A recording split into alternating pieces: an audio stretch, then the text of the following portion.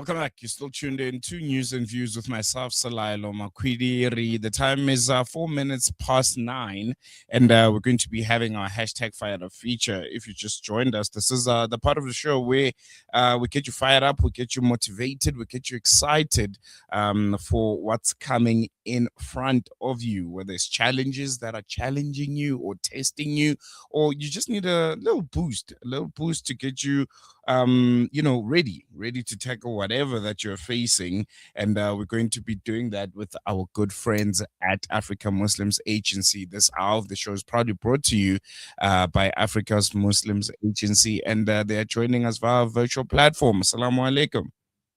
Walaikum salam wa rahmatullahi wa barakatuh. Salero to you and your listeners. Always love speaking to you. Alhamdulillah.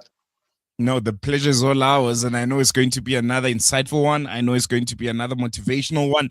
It's always the case with hashtag fired up. So let's get it. So you're talking about, motivation, and you're talking about, getting excited. And I think where we are right now in the blessed month of Ramadan is that we at the halfway mark, and we have some that are spiritually uplifted and some that are absolutely exhausted, because this is the type of month where a lot of people give a lot of their effort, a lot of their time, and spiritually it also becomes sort of exhausting, because our bodies are not used to this.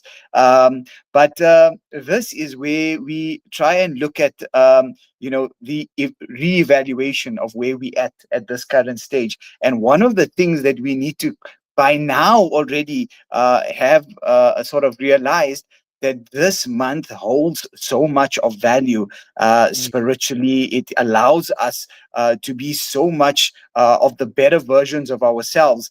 And the topic today is investing in the year after. So we know that we may have a lot of those investment portfolios that are put out there day in and day out, saying that if we invest 500 Rand a year, we're going to get 100,000 Rand in 5 years' time, and so on. But in this month, Allah subhanahu wa ta'ala has granted us the opportunity of multiplying every single good action by millions. And if we look at it, we have the opportunity that if we plant a tree, we build a place in Jannah, a palace in Jannah. Now we talk about palaces, we talk about flowing rivers of milk, we talk about, how big these properties and estates are going to be in the year after. And this is how Jannah is explained to us by our shuyukh, by the scriptures, and so on.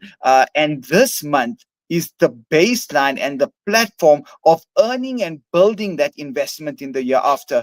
So if we're at the halfway mark and we're now reevaluating and thinking to myself, I'm tired. Just think about an investment. You're going at it 24 hours, day in, day out. You're sitting there, you're lifting your hands, you're asking your creator for ease in difficulties that is coming your way.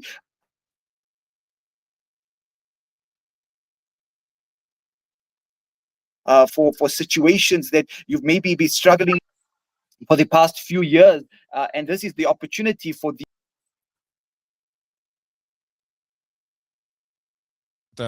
Brother Mohammed there for some time, but yeah, I think we get the gist of what he's talking about, the importance of investing for the hereafter. I think it's a very, very interesting concept. And my next question for him, inshallah, if he comes back, it'll be about consistency. One thing about investment and putting in so much over a long period of time is doing it consistently, doing it deliberately without getting tired, because the rewards are not immediate. We live in a time where instant gratification is almost what governs us. We want to see the results of what we've invested in so quickly, whether it's work, whether it's the time that we put in. We want to see it happen now. And Brother Mohammed is back.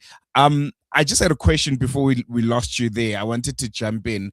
You talk about investing for the hereafter, and the issue with investment is it's taxing. It's taxing because it takes a lot of time. There isn't a lot of immediate gratification, and we live in a world where we want to see things happen now. You want to order food, you just press your phone, it happens now. You want to get entertained, you click on a screen, it happens now. Instant gratification is what is running our lives right now. How do we stay consistent with investing for the hereafter if the instant gratification part of us is not fulfilled? Consistency. How do we make sure that becomes what leads us and motivates us to continue investing for the hereafter? It's such a great question because remember, with investment comes patience, right? Exactly. And we know as believers that Allah will give you what is destined for you at the time that He thinks it's right. And that is the sort of golden rule to success that I have now requested or put in my investment, and my investment will mature when my creator feels that I am deserving and right at the time that he tries. There's the saying that you can do as much as you want to do, but you will never be successful unless Allah wants you to be successful. And Mm, you could not do anything, but if Allah wants you to have that, you will have it. So it all comes down to faith, and this is the point and the purpose of this blessed month of Ramadan. It's building that level of spirituality, the level of dependency, and all of that trust that we're putting in our Creator. That I am sending this investment through to you. You help me prosper to make that good for me in this world and in the year after. No, most definitely. And for those that are listening at this current moment, they want to be part of investing of the hereafter. They want to take it to a whole other level. Whether it's by assisting, those that are disadvantaged, whether it's by zakat, supporting an organization like African Muslims Agency. How can they go about it? What kind of projects are you guys running at this moment? That can be part and parcel of the investing of the hereafter. So definitely, we've spoken about this many times. Of doing feeding in 23 countries around the world. We know the reward of feeding. We know that feeding a fasting person and what that we get the reward for that person without diminishing any reward from them.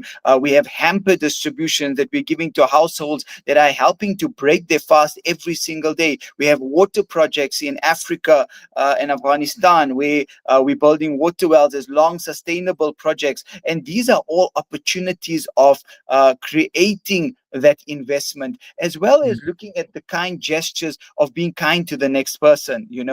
Those are all aspects that come together. We have multiple programs that are happening across the country and across the world where volunteers can come and give their time, whether it is at iftar feedings. In Cape Town, we'll be doing the last 10 days of iftar every single day. And if people would want to come out and help, they can always go to our website, African Muslim Agency, to donate firstly, and secondly to be part of that barakah that Allah subhanahu wa ta'ala has granted us the opportunity to have.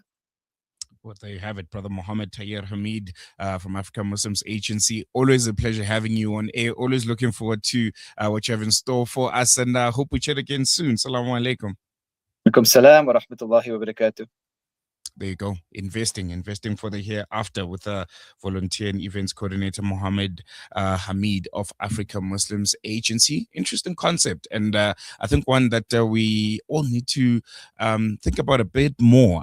We need to internalize it. We need to scrutinize how are we investing, not just for now and today, but for the hereafter, not for retirement, but for life after all of this.